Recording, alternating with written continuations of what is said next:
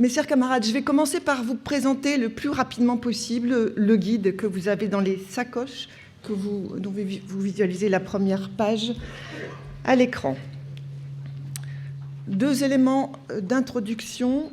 La zapette, Tout d'abord, la production de ce guide fait suite aux enseignements tirés de la 19e journée, qui s'était tenue le 18 décembre 2018 et qui avait pour thématique l'action du syndicat en faveur de l'emploi des travailleurs handicapés. Vous aviez formulé des demandes d'information, de formation, de veille, d'actualité, d'outils, d'accompagnement. Vous aviez évoqué aussi des problèmes de charge et de temps nécessaires. Vous aviez émis des demandes afin qu'on vous facilite le travail, qu'on vous aide à le faire. Cette année, contrairement aux années précédentes, je ne peux pas me... J'entends quelque chose. C'est donc au moyen de cette... Deuxième élément, c'est la tenue de la semaine pour l'emploi qu'avait évoqué Yves tout à l'heure. Et donc, cette année, on utilise cette semaine pour mettre en visibilité nos actions et ce guide. Ce guide donne les points de vue et revendications FO. Il tente d'apporter aux référents FO et aux camarades mandatés sur cette question les éléments et outils nécessaires à la fois pour accompagner et défendre un salarié handicapé, pour agir en conseil social et économique, pour aussi négocier un accord sur l'insertion et le maintien dans l'emploi des travailleurs handicapés, que ce soit au niveau d'une branche, d'un groupe, d'une entreprise. Il aborde l'historique, les chiffres clés, explique les concepts, décrypte l'obligation d'emploi, répertorie les acteurs, précise les spécificités et droits liés au statut de travailleur handicapé. Il est destiné également à être un appui pour les négociateurs, en d'autres termes, amener à davantage de négociations et permettre aux équipes FO d'obtenir des accords de bonne qualité. Ce guide est issu de notre support de stage. Il a été retravaillé, restructuré et enrichi sur plusieurs années. C'est un gros travail, effectivement. Au-delà du contenu qui apporte chaque fois que possible un message, une consigne, un conseil FO que vous verrez en rouge avec des petits porte-voix dans le document. 2 enjeux supplémentaires pour nous qui étaient, 1, l'accessibilité handicap, donc qui sera numérisé en PDF accessible à peu près à 90%, on essaiera de faire mieux. Il sera mis en ligne sur notre site FO Handicap. Et donc, il y aura aussi, 2e enjeu, celui de son actualisation la plus régulière, la plus réactive possible sur le site. Voici donc les 6 grands chapitres qui le structurent. Je survolerai ensuite chacun d'eux.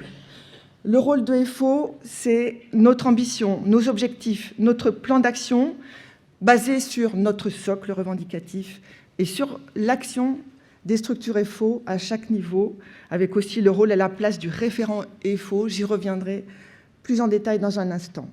Un tour d'horizon du handicap, la question du travailleur handicapé lui-même, qui est-il, son parcours et comment FO peut agir à chaque étape de ce parcours.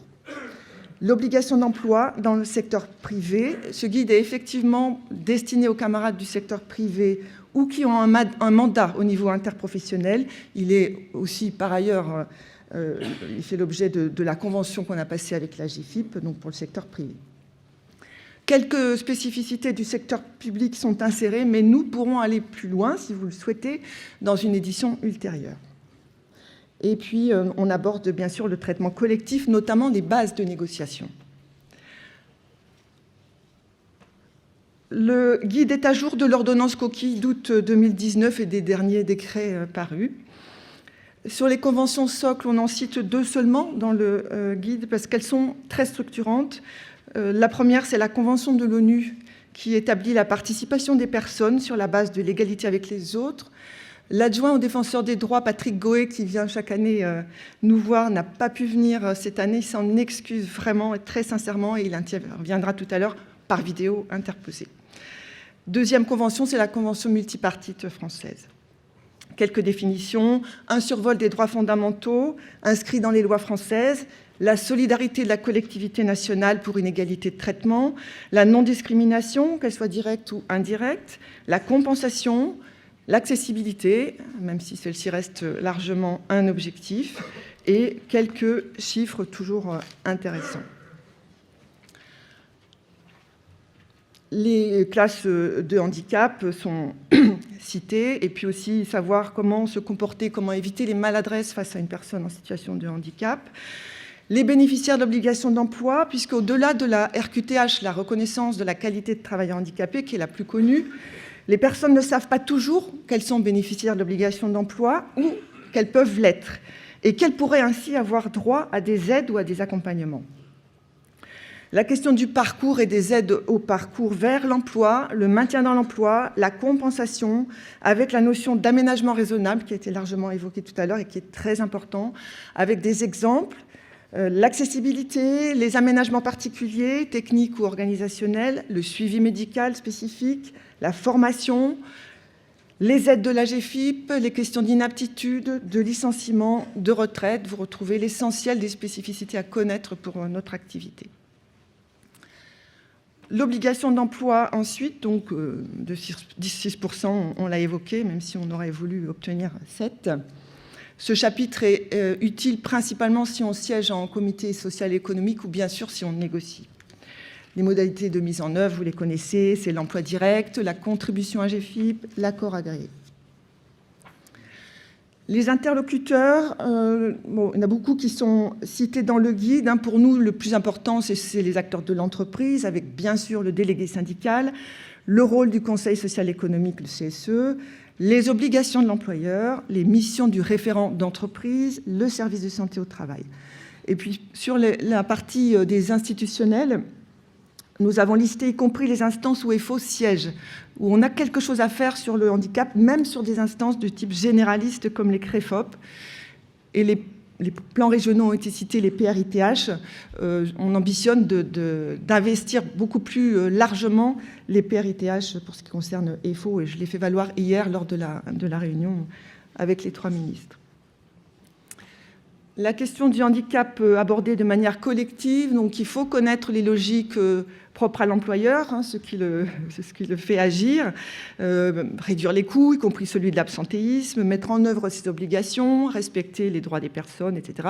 Pour le syndicat, c'est autant de leviers d'action à connaître, tant en CSE qu'en négociation. Un chapitre sur la négociation d'un accord agréé, un accord de droit commun, ou encore la question de la convention, donc quelle différence, un chapitre sur l'état des lieux qui est extrêmement important lorsqu'on négocie, qui est incontournable.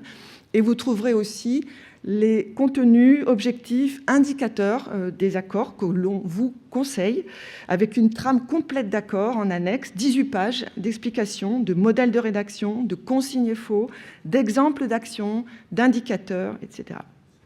Et puis, nouveau, un chapitre sur les aidants, puisque les parents d'enfants handicapés sont concernés, et aussi les conjoints. Et ce thème des aidants fait de plus en plus l'objet de négociations spécifiques ou insérées dans d'autres accords. Ensuite, d'autres documents annexes que vous pouvez regarder à la fin du guide.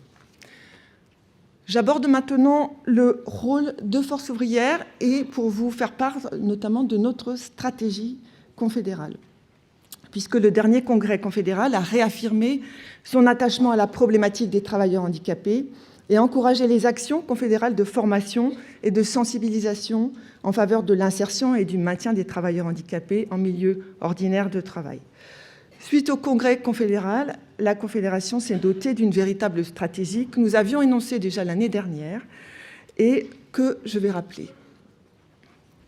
L'action syndicale, c'est notre ambition, doit prendre en compte cette question dans toutes ses dimensions, que ce soit par la négociation, l'action en CSE ou quand elle existe en commission santé, sécurité, conditions de travail, par l'accompagnement de salariés handicapés, mais aussi dans toutes les structures où le syndicat peut agir sur les questions d'emploi, de travail, de formation et d'orientation. Je citais les CREFOP tout à l'heure. Pour mettre en œuvre cette ambition, la Confédération s'est dotée d'objectifs, des objectifs revendicatifs pour obtenir des droits et gagner des avancées sociales sur la base, bien entendu, de la résolution du Congrès 2018 que vous avez au début du guide. Ces objectifs sont ceux de la Confédération, bien sûr, au travers de sa mission handicap, mais doivent être appropriés, partagés, relayés par tous. C'est à cette condition que nous réussirons collectivement. Nous avons décliné ces objectifs revendicatifs, outillé les structures FO. Le guide est un élément clé de cet outillage, mais reste la question des moyens syndicaux, qui n'est pas solutionnée par nous, évidemment. Siéger partout, c'est la question de la présence, donc aussi la question des moyens, pour porter la revendication FO handicap partout et à chaque fois qu'il est possible de le faire.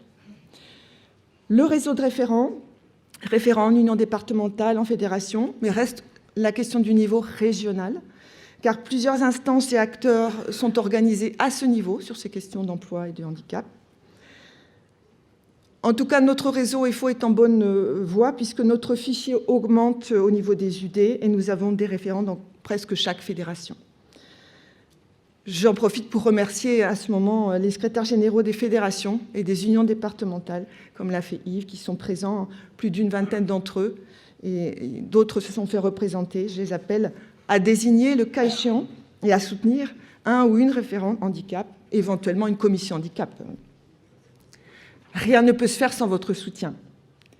Je reviendrai après sur le rôle des référents FO handicap absolument essentiel partout. Nos objectifs stratégiques, ils sont plus internes à la mission handicap confédérale, mais je suis certaine que vous en partagez les enjeux, notamment celui du développement de notre organisation syndicale, qui passe aussi par l'adhésion de salariés handicapés. Je parle de doctrine. C'est la doctrine qui, en quelque sorte, qui a été validée par le Congrès confédéral. Ensuite, nous avons élaboré sur cette base une plateforme revendicative que nous ajustons selon l'évolution des événements. Vous la trouvez aussi au début du guide. Elle doit être notamment ajustée sur les retraites puisque nous avons précisé tout récemment, après l'édition de ce guide, nos revendications. Nous ferons la mise à jour sur le site FO. Développer la prise en compte du handicap, c'est travailler à la transversalité du sujet afin qu'il ne soit pas ignoré ni oublié dans les autres activités et thématiques syndicales. Par exemple, ça a été cité, la santé au travail, la retraite. Merci beaucoup aux camarades du bureau confédéral, dont la plupart ont répondu présents pour être parmi nous aujourd'hui pour nos échanges et contributions croisées. Communiquer, bien sûr. Et enfin, le rôle de la mission handicap est d'apporter appui et conseils pour les accords handicap, des conseils juridiques, syndicaux, techniques aux référents handicap et aux structures FO. Autour de ces objectifs, nous avons construit un plan d'action pour la période 2019-2020. Ce plan intègre des actions à destination de la Confédération, des structures, des mandatés, je cite les instances à l'écran, vous les avez dans votre glossaire et expliquées dans le guide, des institutions représentatives du personnel, des référents FO notamment. Et je redis que la mission handicap a besoin de l'ensemble de l'organisation pour le mettre en œuvre. Nous avons extrait pour vous les éléments clés de notre plan d'action. Nous les avons classés en 5 axes. Le premier, actualité, transversalité, c'est informer, communiquer de manière réactive aux structures sur l'actualité. Par exemple, ce qu'on a fait sur les ECAP, les emplois exigeant des conditions d'aptitude particulières avec les fédérations. C'est améliorer la coopération intersecteur et la prise en compte du handicap dans les autres thématiques. Je l'ai évoqué, santé au travail, retraite, mais aussi la présence du handicap dans le stage CSE, l'action syndicale au niveau européen, l'inscription du handicap de manière plus régulière dans la presse confédérale, plus la question de l'accessibilité interne de nos outils et produits qui n'est pas à négliger. Deuxième axe, l'information et la sensibilisation. Cette journée est un élément clé, un événement phare de cette sensibilisation et information, un événement reconnu qui a du succès, qui est visible, le 20e, mais, il l'évoquait tout à l'heure, on s'interroge sur cette journée, est-ce suffisant? Mais surtout, est-ce le bon outil pour déployer nos, mais surtout vos actions syndicales sur tout le territoire et dans tous les secteurs de la Confédération? En fait, nous nous orienterions plutôt sur davantage de réunions militantes au niveau confédéral, à l'attention des référents, en plus des réunions de la commission confédérale pour l'insertion des personnes handicapées, la fameuse CCIPH. Bon, ça ne veut pas dire que nous ne ferons plus jamais d'événements de cette ampleur au niveau national, mais nous verrons sous quelle forme et à quelle occasion.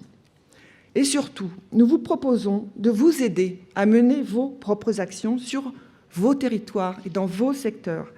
Par exemple, une journée ou une demi-journée d'échange de pratiques, une session de formation selon vos besoins, une ou plusieurs séances d'appui lors d'une négociation d'entreprise ou de branche. Nous sommes à votre disposition. Contactez-nous, lancez-vous. Sur les questions de CD, APH, CDCA, ces commissions départementales, autonomie, voilà. Le guide, s'il vous plaît, le glossaire, c'est les commissions des MDPH qui attribuent la RQTH et les commissions départementales citoyenneté autonomie, les CDCA. Nous invitons les UD qui ne l'auraient pas encore fait à nous faire parvenir les coordonnées des camarades qu'ils ont désignés dans ces instances. Pour le CDCA à la formation handicap, pas à la formation âge, ainsi qu'en CDAPH. Et nous encourageons surtout ces camarades vivement à s'inscrire dans notre stage confédéral travail et handicap. Du coup, j'aborde l'axe formation, un axe très important qui fera l'objet de 3 diapositives. En premier, le stage UD, celui qu'on appelle UD, puisqu'il est au départ construit et organisé pour et par et avec les UD. On revoit chaque année le contenu et le diaporama du stage confédéral, c'est normal, la matière évolue souvent, notamment dans la période récente. Nous ambitionnons de mieux cibler les stagiaires, ça veut dire renforcer les prérequis, ça veut dire que les stagiaires doivent avoir un mandat en lien avec le handicap, lien direct ou indirect, je reparle des CREFOP. On veut mieux les suivre, alors on a installé une auto-évaluation, mis en place des quiz dans le stage, et puis on organise là pour les prochains stages une évaluation à froid pour apprécier véritablement l'apport du stage travail handicap dans la pratique et l'activité syndicale.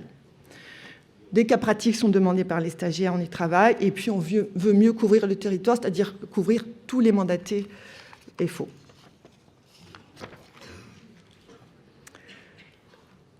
Sur l'axe formation toujours, donc on met en place d'autres stages dans cette stratégie, les stages nationaux qui ont démarré en 2019 avec un premier stage qui a affiché complet avec 20 stagiaires.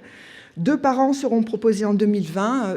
Prochainement, nous diffuserons une circulaire de lancement pour le premier stage en mars. Ces stages nationaux sont organisés dans les locaux de la Confédération et animés par la mission handicap confédérale.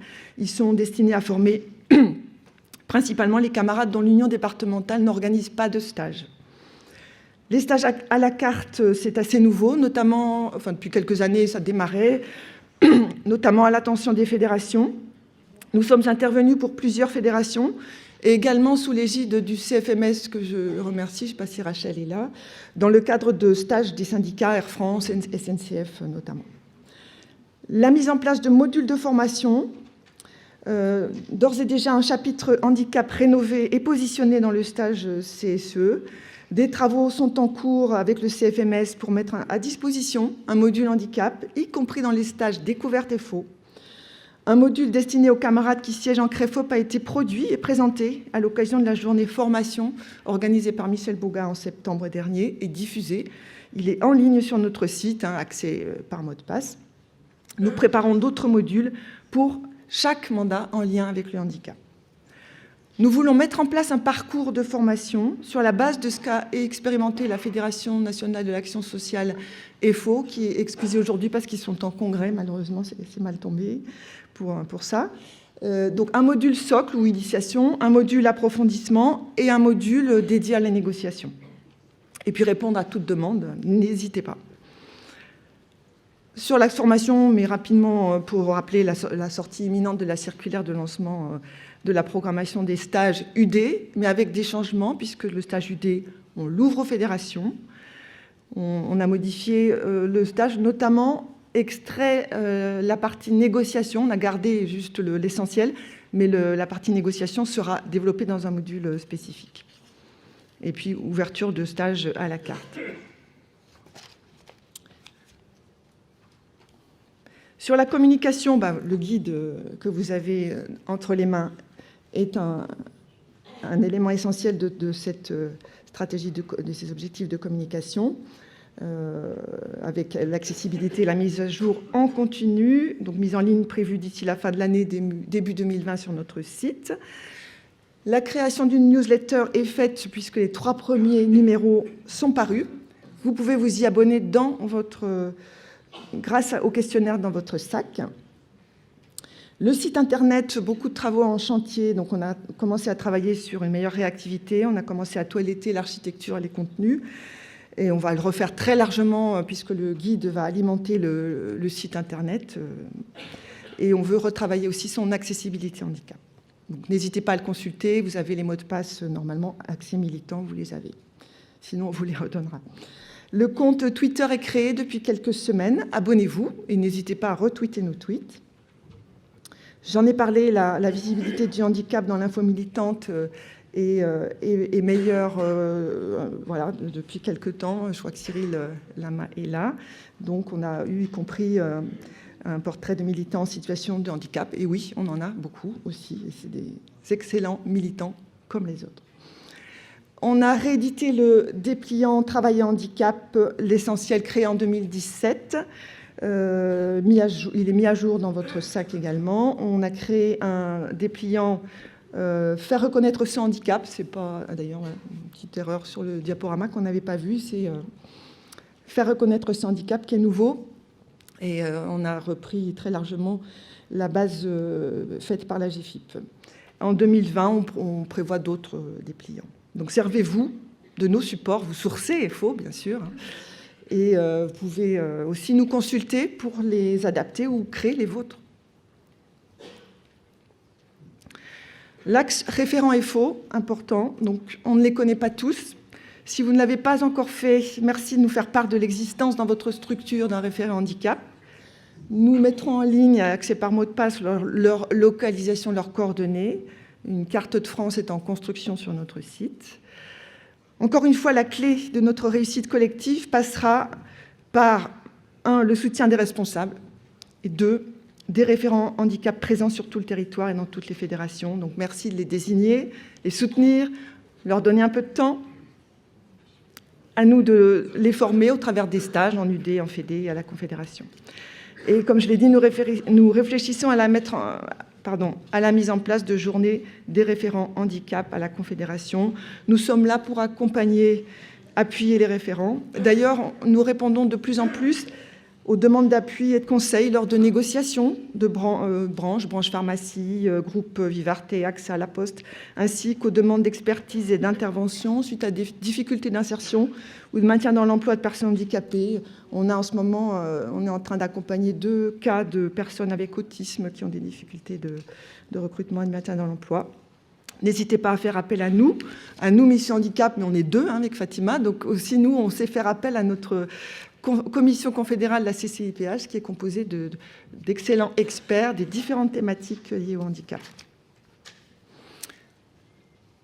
Je continue le focus sur le référent handicap qui, pour nous, a pour mission, alors ça peut être à terme, l'information, la formation, l'outillage, etc. Donc voilà, on aimerait bien qu'à un moment donné, les référents soient autonomes sur ces questions-là, promouvoir l'emploi des personnes handicapées, coordonner surtout les actions sur le territoire du champ du référent. Je ne l'ai pas dit, mais le référent FO, ce n'est pas le référent d'entreprise, celui qui est désigné par l'employeur, qui a été cité par la secrétaire d'État. Il peut l'être aussi, mais ce n'est pas à lui qu'on s'adresse présentement. Donc, objectif, obtenir un référent par structure, et plus si vous le souhaitez, et pourquoi pas aussi des coordinateurs au niveau régional, c'est important aussi. Encore un petit point sur les référents, bon, voilà, pour redire que c'est indispensable qu'ils soient présents, qu'ils soient formés, qu'ils puissent agir sur leur territoire. Donc vous qui êtes référent dans la salle ou qui souhaitez le devenir, n'hésitez pas à formuler vos demandes d'information, de formation, d'accompagnement par le biais du questionnaire qui est placé dans le sac que vous avez eu. Un court rappel de ce que les fédérations sont invitées à faire, donc mettre en place un référent handicap si ça n'est pas déjà fait, des stages de formation à la carte, des événements handicap. Sur les unions départementales, en bref également, donc elles sont invitées à mettre en place également un référent handicap, également des stages, et puis aussi des événements handicap départementaux, régionaux. Ça peut être, voilà, comme j'ai dit, une demi-journée, une journée. Ça peut être des moments d'échange avec les référents, les délégués syndicaux. Bon, ça c'est ce qu'on a déjà mis en place, mais je l'ai plus ou moins déjà dit, et vous le savez. Ensuite, donc, redire ce qu'on est en capacité de faire pour vous, donc organiser des stages, organiser des événements, former les référents, vous apporter appui et conseils dans vos différentes activités. Donc n'hésitez pas à consulter notre site, à vous inscrire à notre newsletter, à nous suivre sur Twitter pour informer, revendiquer et gagner sur nos revendications. Un petit rappel sur notre credo, enfin 2 credos, il y a 2 petites diapos qui vous rappellent qu'un salarié handicapé, quel que soit son handicap, est un salarié comme les autres, avec ses qualifications, ses compétences, sa force de travail, ses revendications. Il a néanmoins besoin, quelquefois, des besoins particuliers liés à son handicap et quelquefois des fragilités vis-à-vis de certaines situations de travail. Et redire qu'il faut à toute sa place avec ses militants pour faciliter, trouver des solutions, pour aider à leur intégration au sein du collectif de travail et pour les défendre.